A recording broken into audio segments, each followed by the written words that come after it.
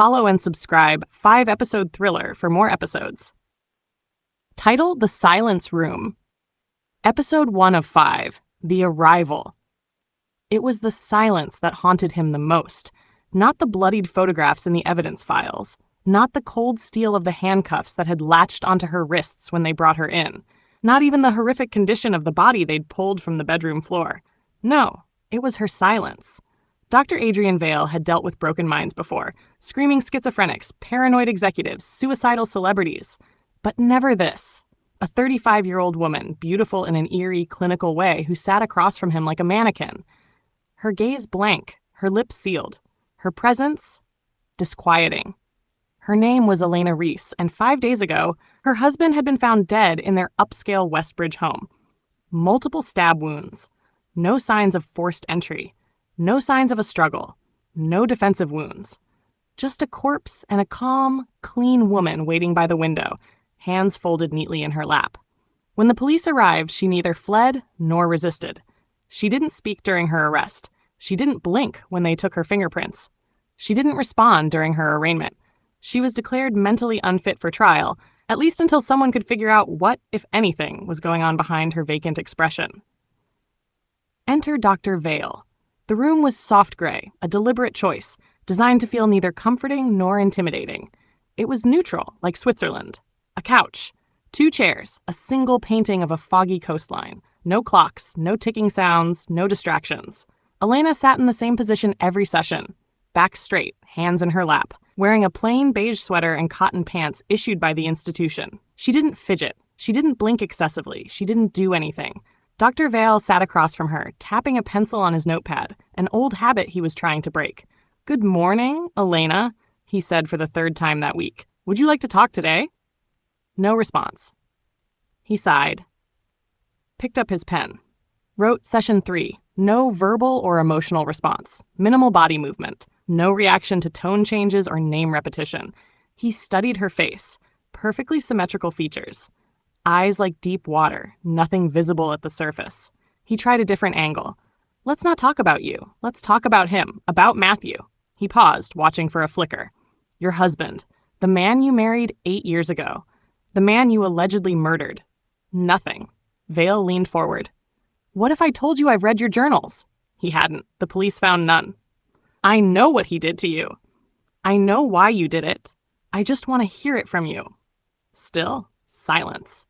She didn't even blink differently when her husband's name was mentioned. It was like watching a glass doll with no gears inside. Or maybe the gears were turning somewhere deep beneath a mask of static. He tried again. "Do you know what they're planning, Elena? Without a confession, the prosecution will ask for indefinite psychiatric detention. You could be here for life. Is that what you want?" Silence. He leaned back, defeated but intrigued. Session 4 later that week. Vale brought in a new tactic, a recorder. He set it on the table between them and pressed the red button. "Some people find it easier to talk when they're not being directly asked questions," he said. "I'm going to tell you a story today, Elena. Maybe you'll recognize it.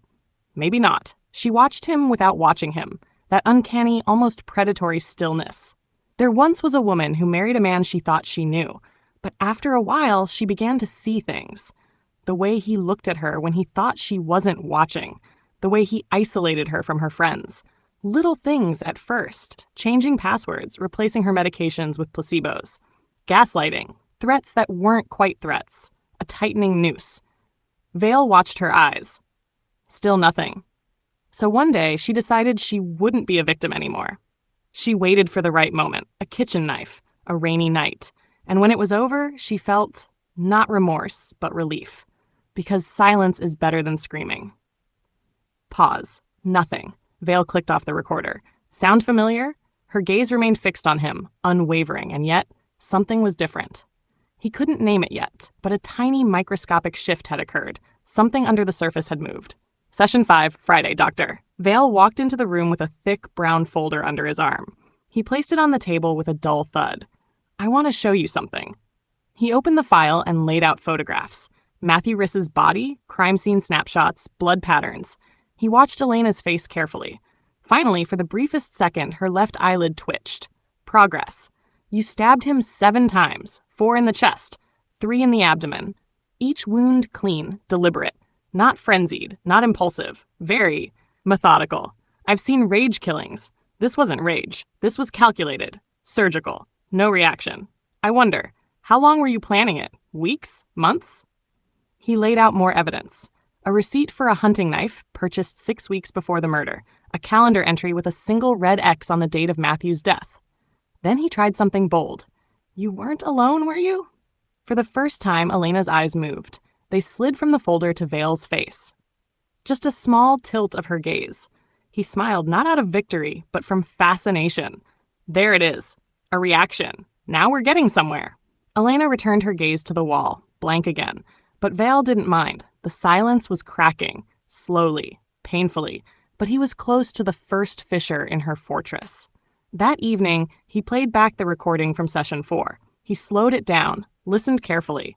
At exactly 12 minutes and 14 seconds during his story, he heard something. A tiny sound. So quiet it could be missed by anyone but someone obsessed. A breath. A tiny intake of air. The kind you make when something hits too close to home. He replayed it 5 times. She was listening. She understood. Maybe she even related. Back in his office, Vale updated his notes. Subject exhibits high-level emotional control bordering on pathological detachment. No vocalization or expression, but signs of internal recognition during narrative projection. Possible trauma response. Evidence points to long-term abuse, followed by premeditated homicide. We'll continue testing narrative empathy and projected scenarios. He clicked his pen. For the first time in a long time, he felt the thrill of a real challenge. A mind not merely broken, but sealed shut with intent. He'd make her talk. She'd tell him why. It was only a matter of time. Follow and subscribe 5-episode thriller for more episodes.